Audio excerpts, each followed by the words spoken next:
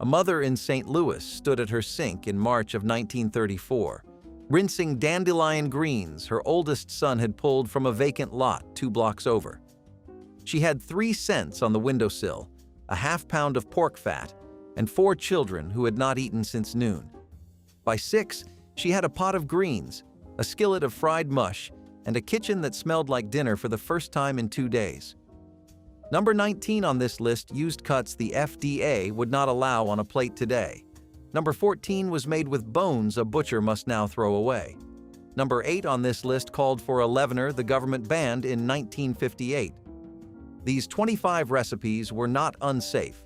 They were unsanitized to the standards of a country that could finally afford laboratories. Hit subscribe before this list ends. Here are the 25 banned Depression-era recipes. Number 25, Hoover stew. The president whose name became an insult also became your supper. Soup kitchens in Cleveland and Toledo ladled it out by the gallon in 1932, and your great-grandmother learned the recipe by walking past the line.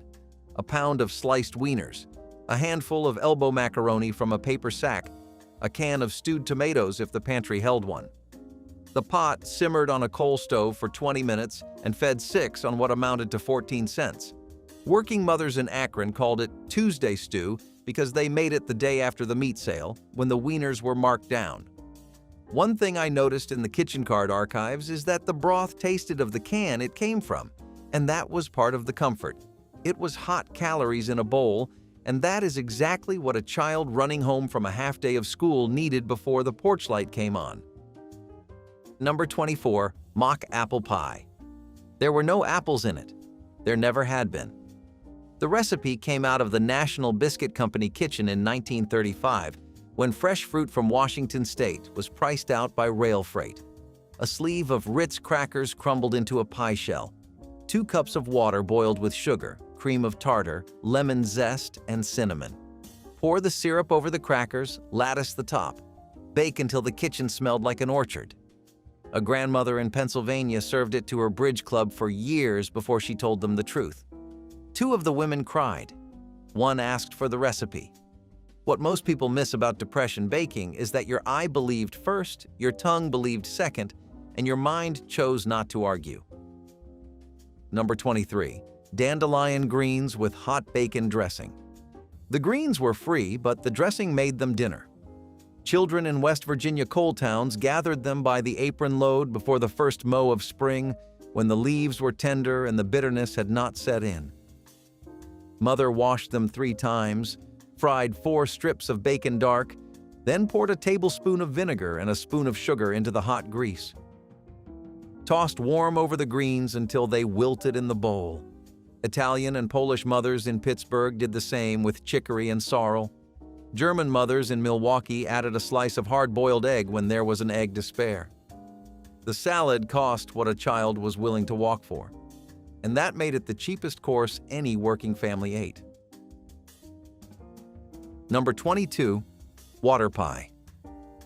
Mothers in Appalachia called it the pie that proved God had a sense of humor. An unbaked shell.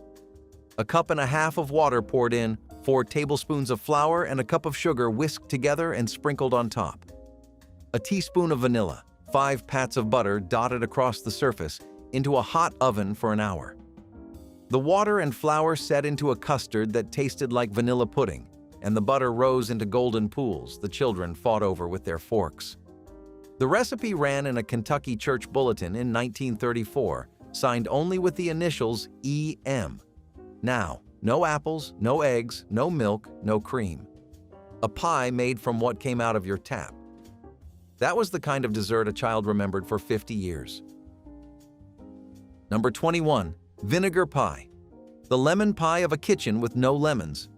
3 eggs if a mother had them, beaten with a cup of sugar, 3 tablespoons of cider vinegar, a tablespoon of flour, a half cup of water. Poured into a single shell and baked until the top cracked like creek mud in August. The vinegar did the work the citrus was meant to do. The pie tasted bright, almost too bright, and the sugar pulled it back from the edge. A widow in Arkansas made one every Sunday for the church potluck because she could not afford to bring a casserole, and the deacons learned to hover near her end of the table. She baked the same pie for 41 years. The last one came out of her oven the week she died. Number 20. Peanut butter stuffed onions.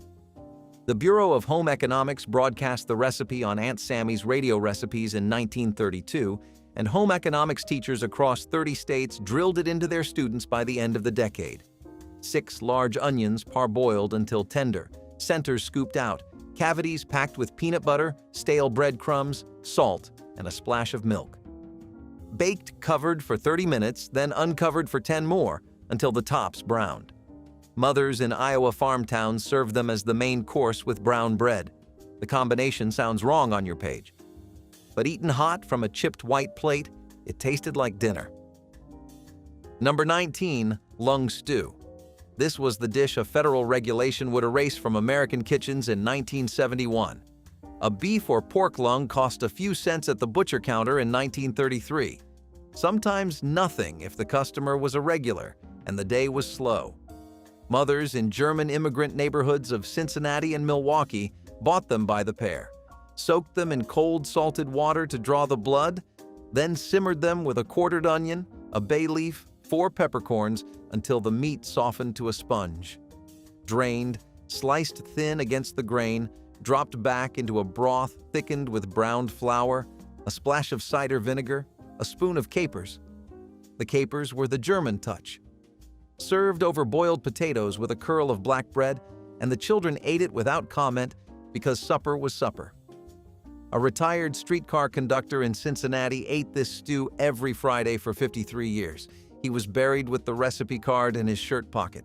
In 1971, the USDA published a rule called Section 310.16, declaring livestock lungs were not fit for human consumption. During slaughter, stomach contents can travel back into the airway, and lung tissue is porous enough to absorb whatever the animal had inhaled. The rule made commercial sale of lungs a federal violation. Butchers stopped breaking them out. Within 10 years, it had vanished from American cookbooks.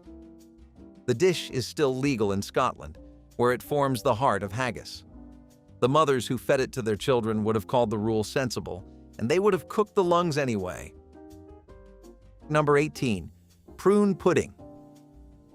President Franklin Roosevelt was served this pudding at a White House lunch in 1933 as part of a 7.5-cent meal that Eleanor used to silence critics. A pound of prunes simmered in 3 cups of water until the fruit collapsed. Pits picked out by hand, flesh mashed back into the syrup. A half cup of sugar stirred in, 2 tablespoons of cornstarch, a pinch of cinnamon. Cooked 5 more minutes until glossy brown. Served warm in a teacup with a spoon of evaporated milk on top. Mothers in industrial Detroit made it for breakfast as well as dessert, because a child fed prune pudding at 7 did not complain about a hungry afternoon. The pudding sat heavy, and it sat long. That was the unspoken purpose of half the desserts on this list. Number 17. Pickled pig's feet and souse. The Pennsylvania Dutch grandmothers in Lancaster County treated a pig as a 30-day promise, and the feet were the part that kept them through April. 12 feet, scrubbed and split, simmered in salted water with a halved onion and a bay leaf for 4 hours until the meat slid off the bone. Bones pulled, meat chopped fine and packed into a stone crock. Hot spiced vinegar poured over the top, sealed under a plate weighted with a brick, set in the cold cellar for 10 days. The result was souse, a pale jelly studded with bits of pork that a mother sliced thin and laid on rye bread with a spear of dill pickle. A widow in York kept 3 crocks going in 1936, one curing, one ready, one nearly empty. She fed 4 children and traded the surplus for milk, eggs, and shoes. The trade was conducted at the back fence with no money in either hand. That was a working economy in a coal patch town. The 1997 British beef bones regulation banned the sale of feet and bones over fears about prion disease. And although the U.S. never matched the British rule for pork, the slaughterhouse practice of selling whole feet to retail customers had already collapsed. Most American supermarkets stopped breaking them out in the 1980s. The mothers who knew how to make souse died, and the daughters who watched them did not write the recipe down because it was never written in the first place. Souse is still legal. It is simply gone from the counter. Number 16. Creamed chipped beef on toast. The Army cooks called it SOS in the trenches of 1918, and the soldiers who came home married the women who would feed it back to them for 60 years. A jar of dried beef shaved paper-thin, soaked 5 minutes in warm water to pull the salt out. 3 tablespoons of butter melted in a heavy skillet, 3 tablespoons of flour stirred in, 2 cups of milk whisked in slowly until the gravy thickened. Beef folded in, a grind of black pepper, spooned over 2 slices of dry toast. Mothers in Scranton and Altoona served it on a coal miner's morning, and the children ate standing up because the kitchen had 2 chairs and 4 people. The Army called it Save Our Stomachs, but your grandmother called it Wednesday. Number 15. Hobo bread in a coffee can. A loaf baked in a 1-pound Hillsborough tin with the label peeled off because no farm kitchen was going to waste a real bread pan on a recipe born along the Union Pacific line. A cup of raisins soaked overnight in 2 cups of boiling water with 2 teaspoons of baking soda. The next morning, 2½ cups of flour, a cup of sugar, a ½ teaspoon of salt, a ½ cup of chopped walnuts, all stirred into the cooled raisin water. Poured into greased coffee cans and baked at 325 degrees for an hour and 10 minutes. The loaves slid out as cylinders the size of a child's forearm. Mothers in Nebraska wrapped them in brown paper for a husband walking the line for work. The bread kept 3 weeks in a tin. Your grandfather could have eaten one in a Pullman boxcar between Cheyenne and Omaha. Number 14. Marrow bone soup. This was the recipe a 1997 British regulation tried to legislate out of existence over fears about a disease nobody had heard of in 1933. 4 pounds of beef shin bones cracked at the marrow line by a butcher who had known the family for 2 generations. The bones browned dry in a hot oven for 40 minutes until the marrow turned amber. Transferred to a deep pot with 3 quarts of water, a halved onion, 2 carrots, 2 stalks of celery, a bay leaf, 6 peppercorns. Simmered uncovered for 5 hours until the broth turned the color of weak tea. The marrow scraped out and spread on toasted rye, the broth strained and served in cups around the table. A mother in Cleveland made this soup every Saturday in 1935 because the butcher gave her the bones for nothing on the condition she took them Saturday morning. She walked 4 blocks home with the bones in a flour sack. Her 3 children took turns carrying it. The soup fed them through the night. The broth, thinned with rice and onions, fed them through Monday. In December of 1997, the British government banned the sale of beef on the bone over fears that variant Creutzfeldt-Jakob disease could pass to humans through the marrow itself. T-bones, prime ribs, oxtails, soup bones, all illegal in any British shop until the rule was lifted in 1999. The American FDA responded in 2004 by prohibiting the use of mechanically separated beef containing bone marrow material. The cuts the Cleveland mother had carried home remained legal. They simply stopped being sold. The bones went to rendering plants instead of soup pots. A grocery butcher in 2026 will sell them by special order for $9 a pound and call them broth bones. The mother of 1935 would have laughed and walked the 4 blocks anyway. Number 13. Liver loaf. A pound of beef liver ground twice through the hand crank, mixed with a ½ pound of ground pork, a chopped onion, a slice of bread soaked in milk and squeezed dry, 2 beaten eggs, a teaspoon of salt, a pinch of nutmeg. Packed into a loaf pan, covered with 2 strips of bacon, baked at 350 for an hour. Mothers in St. Paul made it on Monday and sliced cold leftovers for sandwiches Tuesday and Wednesday. The loaf cost about 30 cents to assemble in 1936, a third of what an equivalent meatloaf of pure beef would have cost, and 3 days of suppers came out of 1 pan. The nutmeg was the trick. It softened the metallic edge of the liver and made the loaf taste like a Sunday roast a child could not quite identify. And that was the achievement. Your grandmother could feed her family the cheapest cut on the counter and call it dinner without flinching. Number 12. Hot dog and bean skillet. A pound of navy beans soaked overnight, drained, simmered 3 hours with a chunk of salt pork until the broth turned milky. 6 wieners sliced into coins and browned in a cast iron skillet with ½ an onion. The beans stirred in. 2 tablespoons of brown sugar, a tablespoon of yellow mustard, a splash of cider vinegar, a half cup of bean liquor. Cooked down on a low flame for 20 minutes until the sauce clung to the wieners and the kitchen smelled like a roadside diner on the Lincoln Highway. Mothers in Rockford and Peoria served it with a wedge of cornbread that crumbled into the bowl on purpose. The children dragged the bread through the sauce. Every plate came back clean. That was the only review your great-grandmother needed in 1934.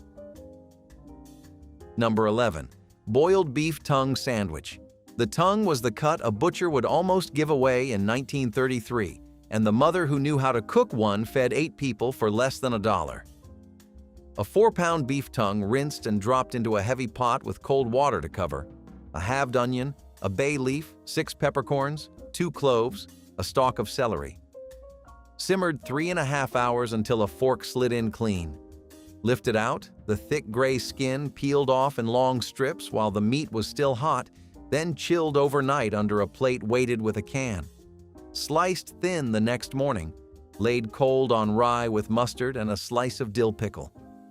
Mothers in Brooklyn Jewish neighborhoods packed these sandwiches in waxed paper for husbands walking to the garment district at 5 in the morning.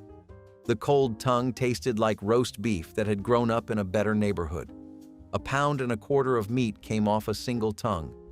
That was your grandfather's lunch for a week. Number 10. Head cheese. A whole pig head split by the butcher, scrubbed and soaked overnight in cold water with a tablespoon of salt to draw out the blood. Simmered in a deep pot with 2 onions, 4 bay leaves, a tablespoon of peppercorns, and enough water to cover for 4 hours until the meat fell loose and the broth turned to liquid amber. The head lifted out, the meat picked off the bone, the tongue peeled, the cheek meat reserved. Everything chopped fine, mixed with a cup of the strained broth, packed into a loaf pan, weighted and chilled overnight. The natural gelatin from the skin and cartilage set the loaf into a sliceable jelly studded with pink meat. A grandmother in Polish Detroit made one head every 2 weeks through the winter of 1934 and called it galaretka. Sliced cold on dark bread with a smear of horseradish, it was lunch and supper and the proof that no part of the animal was wasted. That was not poetry. It was arithmetic. Number 9. Pennsylvania scrapple. The German farmhouse answer to a pig nobody could afford to waste.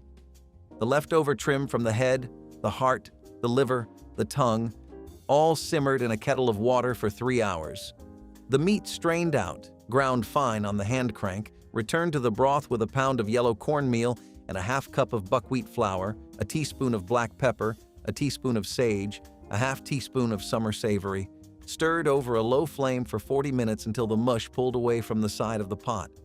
Poured into a bread pan and chilled overnight. The next morning, the scrapple sliced clean, fried in pork fat over a medium-high heat until the outside crackled and the inside stayed soft as polenta. Served with 2 eggs and a spoon of apple butter. A mother in Lancaster fed 7 for under 50 cents on a single pound of scrap meat. Her husband worked a quarry.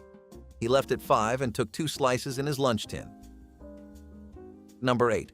Hartshorn and alum biscuits. The biscuit a German immigrant grandmother baked with a leavener her own mother had carried over from the old country. Hartshorn was the common name for ammonium carbonate, sold in lumps at the corner pharmacy in 1934 for a few pennies an ounce. Alum was its cousin, a white powder that gave the biscuit a sharp, almost bitter rise.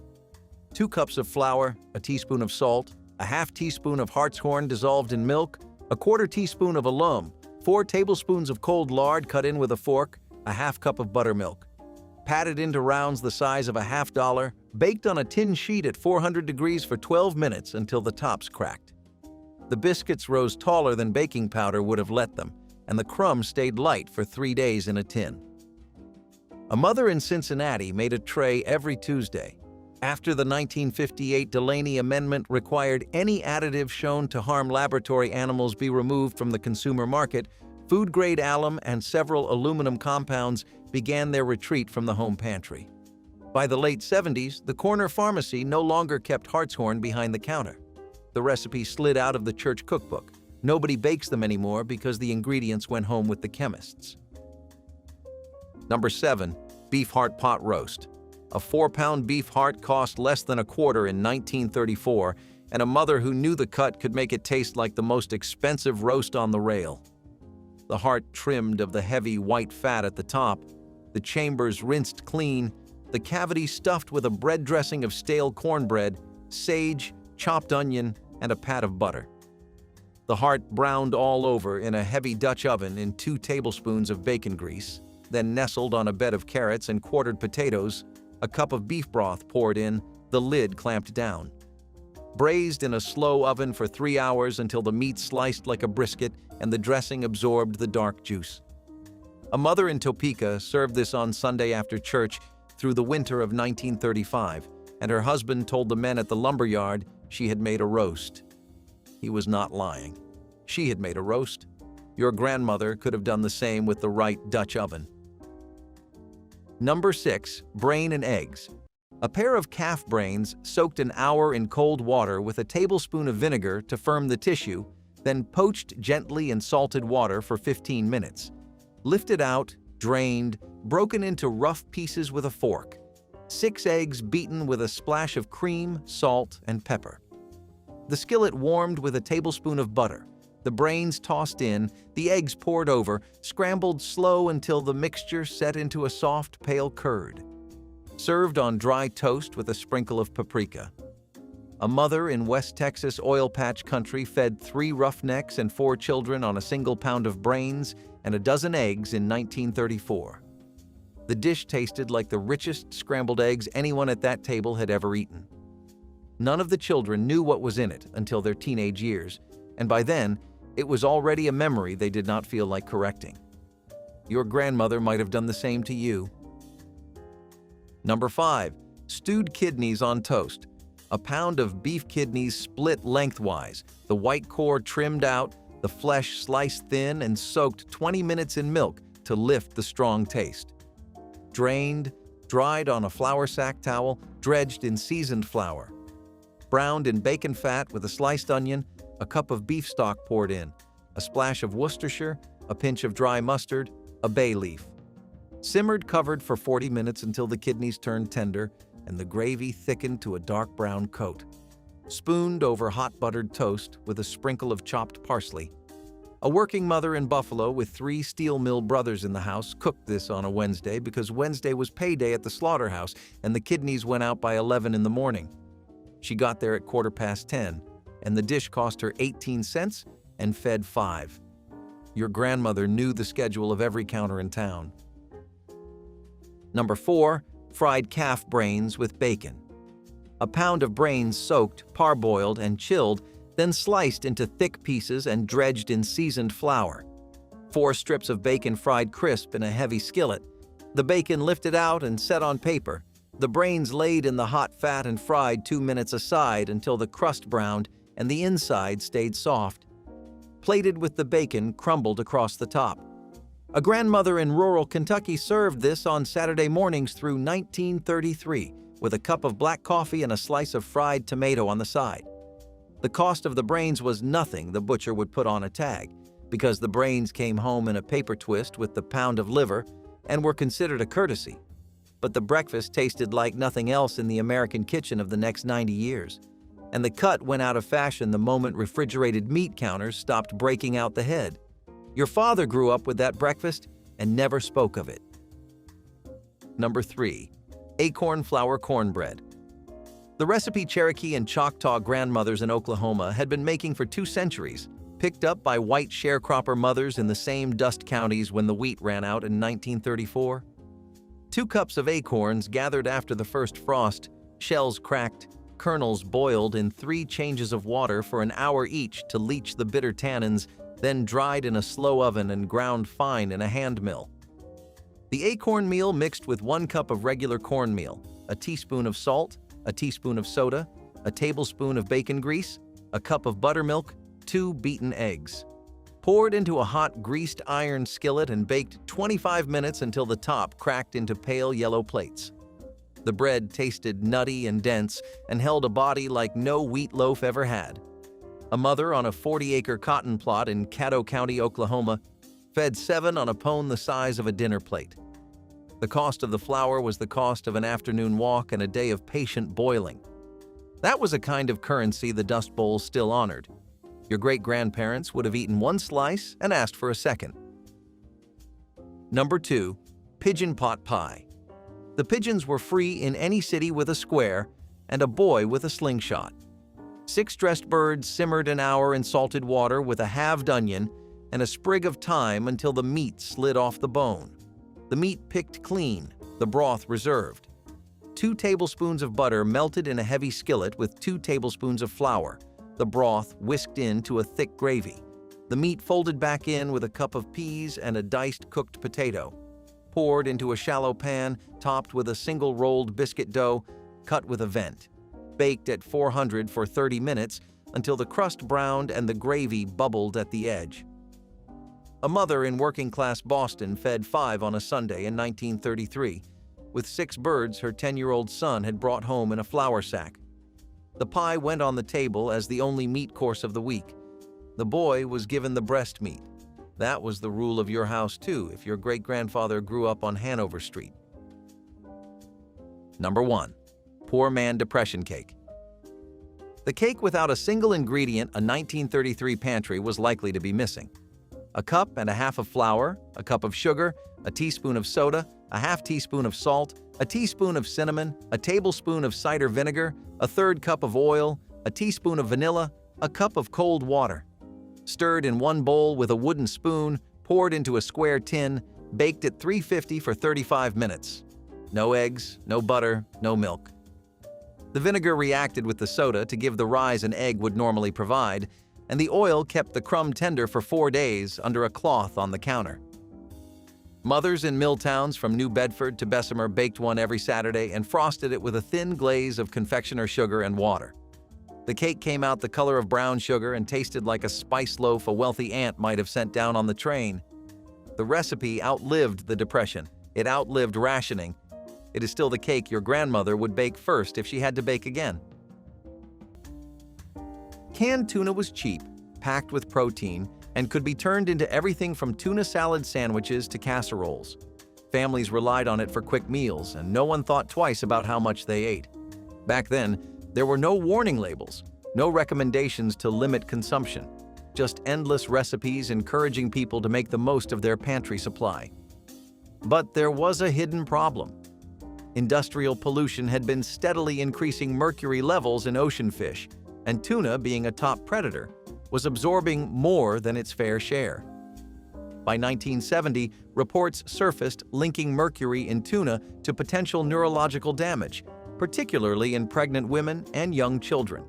The FDA took action, setting limits on mercury levels in fish, but there was no official warning on cans. It wasn't until the early 2000s that the government issued clear guidelines advising consumers, especially expectant mothers, to limit their intake of certain tuna varieties. Despite the concerns, canned tuna never disappeared from store shelves. It's still a go-to meal for millions, but with a little more caution attached. The 1970s often started the same way. Parents sipping their coffee, kids getting ready for school, and, in many households, children drinking coffee right alongside the adults. It wasn't unusual. In fact, in some families it was encouraged, especially in certain cultural traditions where a little coffee with milk and sugar was considered perfectly fine for young ones. Some parents even believed it helped build character or made kids feel more grown up. Coffee for kids wasn't just about the caffeine, it was part of breakfast. Some children dunked their toast into it, while others drank a watered-down version, often loaded with sugar. It wasn't uncommon for grandparents to pour a little into a toddler's bottle, swearing it would keep them calm, an idea that hasn't exactly aged well. But as health studies evolved, concerns over caffeine's effects on developing bodies became harder to ignore. Doctors warned that regular consumption could stunt growth, interfere with sleep, and even lead to increased heart rates. While coffee itself was never banned for kids, the cultural norm slowly faded. Today, it's more likely to raise eyebrows than fill sippy cups. But back then, a cup of joe before school wasn't shocking. It was just part of growing up, one jittery sip at a time. Seafood lovers in the 1980s had no shortage of options. From all-you-can-eat shrimp nights to roadside oyster shacks, Shellfish were a delicacy that ranged from high-end dining to backyard boils. But behind the scenes, there was a major issue lurking in the industry: a lack of regulation on shellfish harvesting. At the time, many shellfish came from unregulated waters, meaning they were harvested without proper oversight for contamination. Shellfish, especially oysters and clams, are filter feeders, meaning they absorb whatever is in the water, including bacteria, heavy metals, and industrial runoff. When shellfish were harvested from polluted waters, they sometimes carried toxins, parasites, and dangerous bacteria like Vibrio and hepatitis A. Public health officials knew this was a problem, but enforcement was inconsistent. While some states had monitoring programs, many shipments of shellfish, especially imports, weren't properly inspected. Outbreaks of shellfish poisoning, including cases of paralytic shellfish poisoning, PSP, made headlines throughout the decade. Eventually, stricter laws were put in place. The Interstate Shellfish Sanitation Conference worked with the FDA to create tighter safety regulations, requiring more rigorous testing and tracking. Imagine rummaging through a pantry full of unlabeled jars, playing culinary roulette with tonight's dinner. Exactly what many Depression-era families did with canned goods without expiration dates or labels. Back then, home canning wasn't just tradition, it was an absolute lifeline, with families routinely sealing meat, vegetables, and fruits inside recycled glass jars or tins, blissfully unconcerned about pesky details like expiration dates or ingredient lists. Dinner often became a surprise mystery meat special. Moms called it creativity. Kids might have called it something else entirely. Cooks would boil these unlabeled contents vigorously, hoping to reduce health risks, though botulism remained a lurking threat even then. Ironically, food safety guidelines of that era were minimal at best, and illnesses frequently resulted from guesswork gone wrong. Eventually, in farm kitchens across 1920s America, no part of the animal was wasted, not even the blood. That's how pig's blood soup, also known in some communities as dinuguan or black soup, found its way to the table. For immigrant families from Eastern Europe, Asia, and the American South, it wasn't just a cultural carryover, it was a matter of thrift and survival. When you raised and butchered your own hogs, making use of the blood wasn't unusual. It was expected. Typically prepared by simmering fresh pig's blood with vinegar, garlic, onions, and various seasonings, the soup thickened as it cooked and developed a rich, earthy flavor. Some recipes added offal or meat chunks for texture. Served over rice or bread, it was hearty, filling, and undeniably efficient. The key ingredient, however, had to be handled with precision. Blood spoils fast, and mishandling could lead to serious health risks. By the mid-20th century, food safety regulations began tightening. The USDA and state health departments introduced rules requiring blood to be collected, stored, and processed under strict conditions, requirements that many home kitchens simply couldn't meet. As a result, selling or serving pig's blood dishes became illegal in certain states, particularly where raw blood couldn't be guaranteed safe. In the 1980s, alcohol wasn't just about beer and cocktails. A new wave of flavored wine coolers took the market by storm, offering a sweeter, fruitier alternative to traditional drinks. Brands like Bartles and Jamie's led the charge, appealing to young adults who wanted something light, refreshing, and easy to drink. But some companies took things a step further, adding caffeine to the mix, a decision that would later lead to bans and major health concerns. Combining alcohol and caffeine might have seemed like a fun idea, but it created a dangerous effect. Alcohol is a depressant, while caffeine is a stimulant, masking the feeling of intoxication. People drank more without realizing how impaired they actually were. This wasn't just speculation. Studies found that caffeinated alcohol increased the risk of binge drinking, blackouts, and alcohol poisoning. By the early 2000s, newer products like Four Loko reignited the controversy, leading to nationwide bans. But the issue wasn't new. The foundation had already been laid decades earlier with caffeinated wine coolers. Eventually, the FDA stepped in, banning pre-mixed caffeinated alcoholic beverages in 2010. These next few items are really going to take you for a spin. I mean, we've had horses and turtles so far, but these really come into the top 3. Starting off with number 3, we have real haggis. If you don't know what this is, I regret to inform you, but it's literally every major organ of a sheep, from the lungs to the heart and liver. On top of that, it had suet, onion, salt, pepper, spices, oatmeal, and it was encased in the clean stomach of a sheep. Yeah, just sit with that one for a moment. So, a bit of good news. Even in the 50s, this was illegal. The United States Food Authority had banned the sale of lungs from any kind of livestock, and sheep were one of the strictest no-goes. This was even as early as the 30s and 40s.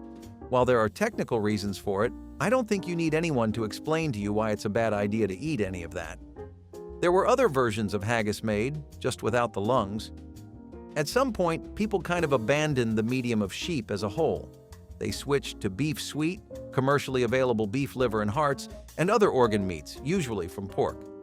It was a Scottish curiosity to many, but it's one I wouldn't mind leaving unsatisfied. In the 1970s, grabbing a cold soda meant reaching for a thick glass bottle with bold, colorful branding baked right onto the surface. Those logos and labels weren't just stickers. They were printed directly onto the glass using bright, long-lasting enamel paints. The problem was, many of those paints contained lead, and every sip from the bottle meant a potential exposure to toxic heavy metals. Lead-based paints had been used for decades because they were durable, resisted fading, and made the logos pop. No one thought twice about it.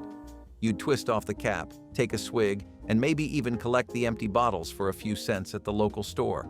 Kids played with them, stacked them up, or even used them for makeshift science experiments. But the real science was happening in labs, where researchers began linking lead exposure to serious health risks, especially for children. By the late 20th century, regulations started phasing out lead in household products, including paint, gasoline, and eventually soda bottles. By the early 1990s, U.S. manufacturers had moved to safer alternatives. Today, soda branding is mostly done with paper or plastic labels, but for those who remember the old glass bottles, they were a piece of pop culture, with a little extra toxicity on the side. To the 1980s. For decades, canned goods were a symbol of convenience. They lined pantry shelves, ready to be popped open for a quick meal or a last-minute dessert. Among them, canned peaches stood out, sweet, syrupy, and a staple in everything from cobblers to lunchbox fruit cups. But while the peaches themselves were harmless, the cans they came in were hiding a serious risk: lead solder. Up until the late 1980s, many tin cans were sealed using lead-based solder, a practice that unknowingly exposed consumers to one of the most toxic heavy metals. Over time, the acidic syrup in canned peaches and other fruits would react with the metal, causing lead to leach into the food. The longer the can sat on the shelf, the greater the risk. Scientists eventually confirmed what health experts had long suspected. Lead exposure, even in small amounts, can cause developmental issues in children, neurological problems, and long-term organ damage. In response, the FDA and other health agencies pushed for change. By 1991, lead-soldered food cans were officially banned in the U.S., forcing manufacturers to switch to safer materials. In the 1950s, it was pretty common to see a certain ingredient known as bisphenol A in most canned foods. They were always in the linings. Now, the interesting part of this is that this was actually so adaptable that it went in everything from canned food to baby bottles, but it wasn't until much later that people got to know about how dangerous it was. Concerns had been popping up of women having hormonal or reproductive issues and children having issues in development. This was found to be linked to BPA. Apparently, the thing is an endocrine disruptor, which means it can trick your body into thinking it's producing more estrogen than it is. Still, throughout the 50s, companies were trying to make this the industry standard. After a while, they pretty much succeeded at doing it too. It got approved by the FDA and everything, but hey, we all have hiccups. Any Campbell's or Heinz products would usually have it, and lots of canned fruits also were built with it. Pretty weird how easy it is for this stuff to get around, huh? Long before artificial flavoring revolutionized the dessert world, Luxury kitchens leaned on rare and exotic ingredients, none more curious than ambergris, a substance famously described as whale vomit, though technically it's expelled from the other end. Produced in the digestive tracts of sperm whales, ambergris was valued not for its origin story, but for its deep, musky aroma and subtle, earthy flavor. In the 1920s, it was a sought-after addition in perfumery and, more surprisingly, in food, especially high-end desserts. Used sparingly, ambergris was grated or steeped to infuse puddings, custards, and jellies. A dash could transform a dish into something elite, with European aristocrats and American chefs using it to add mystery and luxury to the final course. The high cost wasn't just for show, it was supply and demand. Ambergris was, and still is, extremely rare, often found floating in the ocean or washed up on shorelines. Over time, ethical and environmental concerns caught up with the practice. As whales became protected under international law, so too did the trade and use of anything derived from them. For much of American history, wild game meat wasn't just for hunters, it was for sale. In rural areas, local butchers and roadside markets offered everything from venison to wild rabbit, often sourced straight from the woods. No USDA inspections, no government oversight, just the trust that if a guy in town sold it, it was good. And for many, it was. Fresh, lean, and often cheaper than store-bought beef, wild game was a practical option, especially when grocery store prices climbed. It was prepared just like any other meat. Venison roasts, rabbit stews, fried squirrel, whatever was available, people knew how to cook it. Some families had a deep knowledge of butchering and preserving, passed down for generations. But the problem wasn't always in how it was cooked, it was what might be lurking in the meat before it ever hit the pan. With no inspections, there was no way to guarantee wild game was free from disease, parasites, or contamination. By the late 20th century, regulations cracked down, requiring all commercially sold meat to go through USDA inspection. While personal hunting remains legal, selling wild game without certification is now largely banned. At one time, if you strolled through a diner in the Midwest or passed by a county fair in Indiana, you might have found a regional favorite that's nearly disappeared from American plates: brain sandwiches. Typically made with calf or pig brains, this dish was born from necessity. Every part of the animal was used, and nothing was wasted. Brains, though delicate, were considered a delicacy by many working-class families, especially in areas shaped by German-American culinary traditions. The preparation was as straightforward as it was bold. Brains were soaked, sliced, dredged in flour or cornmeal, then pan-fried until crispy on the outside and tender within. Served between slices of white bread or on a hamburger bun, often with mustard or onions, the brain sandwich offered both protein and pride in thriftiness. For decades, it was a staple in certain regions. But in the 1990s, concern over bovine spongiform encephalopathy, better known as mad cow disease, changed the conversation. Though most U.S. cases involved older cattle, federal regulations tightened, and the use of brain tissue in human food was heavily restricted or banned. In the 1970s, plastic was the future. It was lightweight, shatterproof, and perfect for everything from food storage to baby bottles. Parents heated up formula in plastic bottles without a second thought, and leftovers were stored in sturdy, reusable containers. What no one realized was that many of these plastics contained BPA, bisphenol A, a chemical that would later become one of the most controversial additives in food packaging history. BPA was used to make plastic stronger and more durable, and it did its job well. The problem? It didn't just stay in the plastic. When exposed to heat, like in a microwave, dishwasher, or even just warm baby formula, it could leach into food and drinks. By the late 20th century, scientists started studying its effects, linking it to potential hormonal disruptions and developmental issues in children. The public backlash came fast. By the 2000s, consumer pressure pushed many companies to phase out BPA in baby products, and in 2012, the FDA banned it from baby bottles and sippy cups. Today, BPA-free is a major selling point, but back in the 70s, no one thought twice about it. By the 1980s, diet culture was booming, and food companies were on a mission to make everything sugar-free. From sodas to snack cakes, artificial sweeteners promised all the sweetness without the calories. One of the most popular and controversial was sodium cyclamate, a chemical sweetener that had already been banned in the US but was still widely used in other countries. First introduced in the 1950s, cyclamate was 30 to 50 times sweeter than sugar and far cheaper to produce than alternatives like saccharin. It quickly became a favorite in diet sodas and low-calorie desserts. But in 1969, everything changed when studies linked it to bladder cancer in lab rats. The FDA wasted no time, banning it in the US despite ongoing debates over whether the findings applied to humans. Meanwhile, cyclamate continued to be used in over 50 countries, including Canada and parts of Europe, where regulators determined it was safe in controlled amounts. Even today, some experts argue that the original studies were flawed and that the ban was premature. Regardless, Americans had to look elsewhere for their artificial sweetness, leading to the rise of aspartame and sucralose. Dinner parties in the 1970s had one dish that seemed to defy logic: the savory Jell-O mold. A wobbly tower of gelatin, often packed with processed meats, canned vegetables, and a suspiciously artificial glow, it was a centerpiece of many tables. Whether it was ham and lime gelatin, chicken suspended in tomato aspic, or a seafood salad encased in lemon-flavored Jell-O, this culinary oddity was both a conversation starter and, for some, a challenge to eat.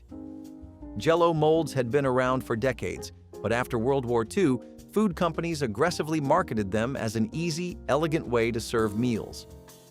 Housewives clipped recipes from magazines, creating gelatin-packed creations filled with everything from olives to pimentos. Processed meats like Spam or bologna often found their way into the mix, held together by gelatin and thickened with mayonnaise. It was a product of its time, efficient, visually striking, and heavy on artificial additives like food dyes and stabilizers. As food safety and nutrition research evolved, concerns over processed meats, excessive artificial ingredients, and sodium levels grew. By the 1980s, the popularity of savory gelatin dishes faded. Today, they're more of a retro curiosity than a dinner staple. In the early 20th century, before the FDA had teeth and when labels made promises without proof, Americans sipped on something they believed could cure fatigue, liven the complexion, and boost vitality: arsenic-containing tonic waters. Though it sounds like the setup to a murder mystery, these tonics were widely sold and consumed by both men and women as part of daily health routines. At the time, arsenic was considered a therapeutic agent in small doses and was even prescribed by physicians to treat everything from anemia to syphilis. The most popular of these concoctions were sold under names like Fowler's Solution or Donovan's Solution, often mixed into water or other beverages. Some over-the-counter tonic waters marketed to the public even contained trace amounts of arsenic compounds, advertised as skin enhancers or appetite stimulants. A little poison, they claimed, was just what the body needed to feel more alive. The problem wasn't immediate toxicity, it was long-term exposure. Chronic arsenic ingestion led to symptoms ranging from skin lesions and organ damage to cancer. By the 1940s, the medical community began to understand the cumulative dangers, and public health agencies moved to ban its use in food and drink. Before pasteurized eggs became the standard, raw eggs were a common ingredient in homemade recipes, especially in rich, creamy dishes like eggnog and mayonnaise. It was just how things were done. Grandma didn't think twice about cracking a fresh egg straight into the blender to whip up a batch of silky mayo or stirring raw yolks into a holiday eggnog that packed as much punch as the bourbon inside it. It was tradition, and nobody questioned it until they had to. By the late 20th century, food safety experts started raising alarms about the growing risk of salmonella contamination. Unlike today's commercially pasteurized eggs, the ones sitting in a 1970s fridge came straight from the farm, sometimes with a little extra nature still on the shell. A contaminated egg here and there wasn't enough to stop the show, until outbreaks became harder to ignore. By the 1990s, regulations tightened, and pasteurized eggs became the safer choice. Despite the risks, plenty of old-school cooks still swear by the taste and texture of raw egg mayo and eggnog. Some argue pasteurization dulls the flavor, while others simply miss the thrill of living on the edge. Back in the 1970s, hot dogs were everywhere, at ballparks, backyard cookouts, and school cafeterias. Whether boiled, grilled, or roasted over an open flame, they were an American staple. What few people realized, though, was that those perfectly pink Franks owed their color and long shelf life to a heavy dose of sodium nitrates. These preservatives kept hot dogs looking fresh and safe from bacterial growth, but over time, concerns started sizzling. Nitrates and nitrites were widely used in processed meats, not just for preservation, but also to enhance flavor. The problem? Studies began linking high nitrate consumption to potential cancer risks, particularly due to their conversion into nitrosamines, compounds found to be carcinogenic in lab tests. While no one was dropping their hot dog at the site of a study, health experts started warning against excessive consumption, especially for kids who were already eating them by the dozen. By the late 20th century, regulations tightened, and manufacturers began reducing nitrate levels while introducing uncured options with natural preservatives like celery powder. Today, nitrate-free hot dogs are an alternative, but traditional versions still exist, just with stricter oversight. Mornings in the 90s, crispy, golden, and impossible to resist, French fries have been a fast food staple for generations. Whether served in diners, drive-thrus, or school cafeterias, they were a go-to side for just about any meal. But in the 1980s, some imported French fries came with an extra ingredient that no one ordered: malachite green, a synthetic dye that would later be classified as a carcinogen. Originally developed as an industrial dye and antifungal agent, malachite green was sometimes used to treat potatoes before processing. The goal was to prevent bacterial and fungal growth during storage and shipping. The problem was that this chemical wasn't designed for human consumption, and studies found that long-term exposure in animals led to organ damage and an increased risk of cancer. Despite these concerns, regulation lagged behind global trade. While the FDA never approved malachite green for food use in the US, some imported fries, particularly frozen varieties, tested positive for traces of the chemical. At a time when tonic could mean anything from herbal relief to high-voltage pick-me-up, one particular elixir promised to energize the weary and stimulate the nerves: strychnine tonic. Yes, strychnine, the same substance better known as rat poison, was once a common ingredient in over-the-counter remedies and even prescriptions.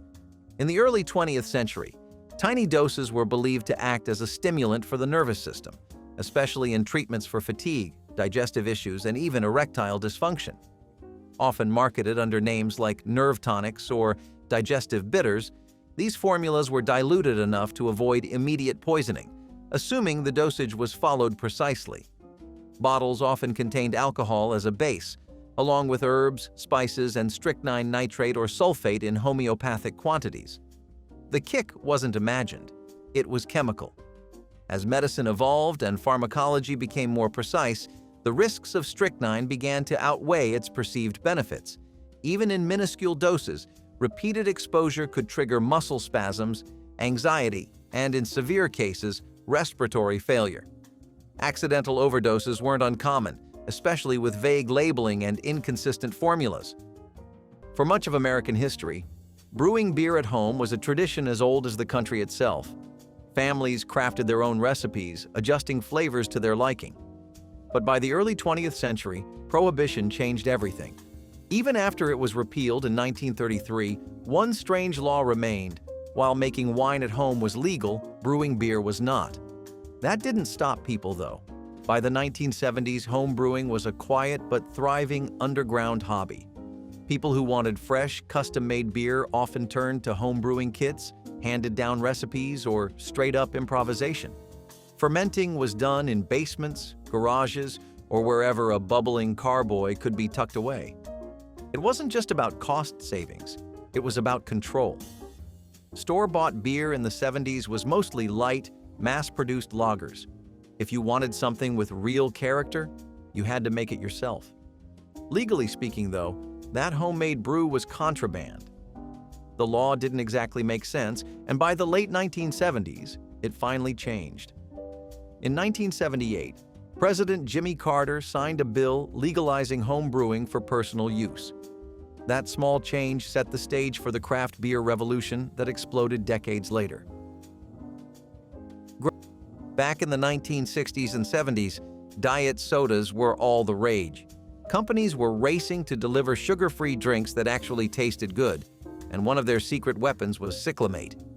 Found in brands like Tab and Diet Pepsi, this artificial sweetener was 30 to 50 times sweeter than sugar, meaning just a tiny amount could make a soda taste refreshingly sweet without the calories.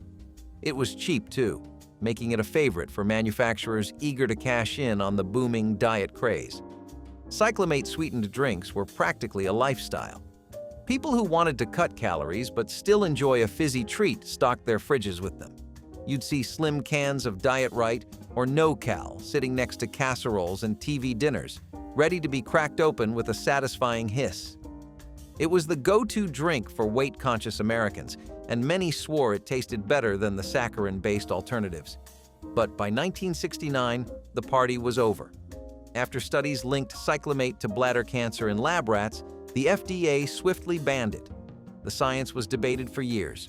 Many argued the amounts tested were excessive, but the ban stayed. Frugality reached extremes during the Great Depression, prompting homemakers to become amateur meat inspectors, carefully sniffing, trimming, and salvaging moldy or spoiled meat, hoping tonight's dinner wouldn't become tomorrow's medical emergency. While modern sensibilities cringe at the thought, families in dire poverty routinely carved away discolored portions, heavily seasoned questionable cuts, then cooked them at high temperatures to minimize risk, though the flavor sometimes left diners longing for less adventurous meals. Depression-era recipe books quietly hinted that spoiled meat could be resurrected by lengthy boiling or vinegar marinades, presumably on the theory that vinegar masked more sins than it absolved. Surprisingly, this wasn't entirely misguided. Boiling could neutralize some bacteria, though it did little to eliminate dangerous toxins already present.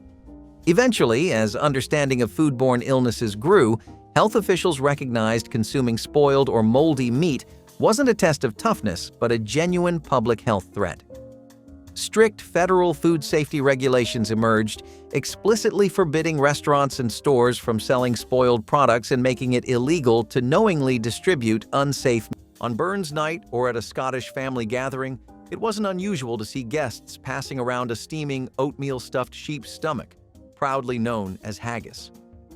This traditional dish, born of necessity and full respect for the animal, was celebrated by immigrants in early 20th century America, especially in communities determined to keep their culinary roots alive. In the 1920s, authentic haggis was both accessible and uncontroversial, often made right at home. The classic preparation called for finely minced sheep liver, heart, and lungs mixed with oats, sweet, onions, and spices. The mixture was stuffed into a sheep's stomach and boiled for hours. The result was a dense, savory pudding served with potatoes and turnips, a dish praised more for heritage than presentation. In Scotland, it's a national treasure. In the US, it became a legal target. The issue? The lungs. Under USDA regulations introduced in 1971, sheep lungs are banned for human consumption in the United States due to concerns over potential contamination during slaughter. Fast food in the 1980s wasn't just convenient, it was an experience. Crispy fries, golden fried chicken, and burgers seared to perfection kept Americans coming back for more. But behind the addictive crunch of a deep-fried meal was an ingredient that would later be banned in multiple countries: trans fats. At the time, partially hydrogenated oils were the go-to frying medium. These fats extended shelf life, improved texture, and were cheaper than natural alternatives.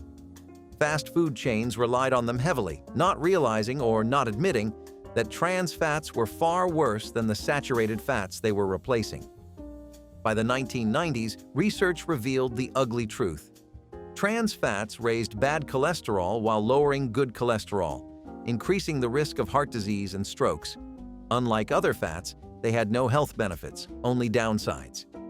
Regulators took notice, and by the early 2000s, the FDA began pushing for stricter labeling. In 2015, the agency took it a step further, declaring trans fats unsafe for human consumption. Fast food chains scrambled to reformulate their recipes, switching to healthier oils. Back in the 1970s, hot dogs were everywhere, at ballparks, backyard cookouts, and school cafeterias. Whether boiled, grilled, or roasted over an open flame, they were an American staple. What few people realized, though, was that those perfectly pink Franks owed their color and long shelf life to a heavy dose of sodium nitrates. These preservatives kept hot dogs looking fresh and safe from bacterial growth, but over time, concerns started sizzling. Nitrates and nitrites were widely used in processed meats, not just for preservation, but also to enhance flavor. The problem? Studies began linking high nitrate consumption to potential cancer risks, particularly due to their conversion into nitrosamines, compounds found to be carcinogenic in lab tests. While no one was dropping their hot dog at the site of a study, health experts started warning against excessive consumption, especially for kids who were already eating them by the dozen. By the late 20th century, regulations tightened, and manufacturers began reducing nitrate levels while introducing uncured options with natural preservatives like celery powder. Today, nitrate-free hot dogs are an alternative, but traditional versions still exist, just with stricter oversight. For kids in the 1980s, few things were more exciting than tearing into a brightly colored piece of candy. Whether it was lollipops, tamarind treats, or chewy sweets, candy was cheap, fun, and everywhere.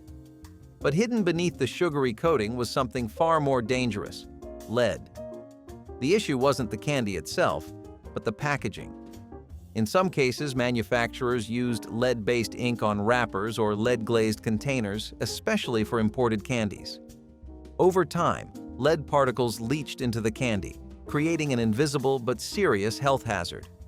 Children are especially vulnerable to lead poisoning, which can cause developmental delays, learning disabilities, and neurological damage.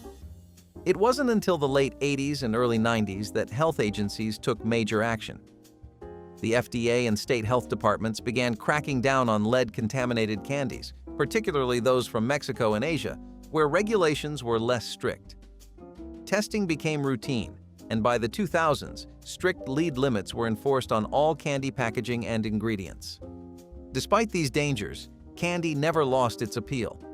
Companies adapted, regulations tightened, and the problem slowly faded. Long before meat came shrink-wrapped with sell-by dates, families across America relied on a more personal process: uninspected home butchering. In the 1920s, it wasn't unusual for households, especially in rural areas, to raise, slaughter, and process their own animals. Hogs in the fall, chickens on Sundays, a steer if the family had enough pasture. The butchering block wasn't in a plant. It was often in the backyard or barn, with knives honed by hand and recipes passed down on index cards. Everything was used. Meat was cured in salt, sausages were stuffed by hand, and lard was rendered on the stove. Food safety came down to experience and tradition, not regulation. But as cities grew and populations became more centralized, the risks of unregulated meat, spoiled product, disease, contamination, became harder to ignore. By the late 1930s, the Federal Meat Inspection Act and later the Wholesome Meat Act of 1967 required all meat sold to the public to be processed in USDA-inspected facilities. Selling home-butchered meat, no matter how clean or time-honored, became illegal in most cases. These are the recipes a country quietly walked away from. Some were ruled off the counter by a federal regulation written in a different decade. Some were buried by a supermarket that found it cheaper to sell the muscle and render the rest. Your grandmother fed her family from cuts the grocer now throws out, with leaveners the chemist now keeps off the shelf, and from greens her oldest son pulled out of a vacant lot. Tell me in the comments which recipe your own family carried through: the lung stew, the souse, the water pie, because the kitchen always knew what the laboratory eventually figured out.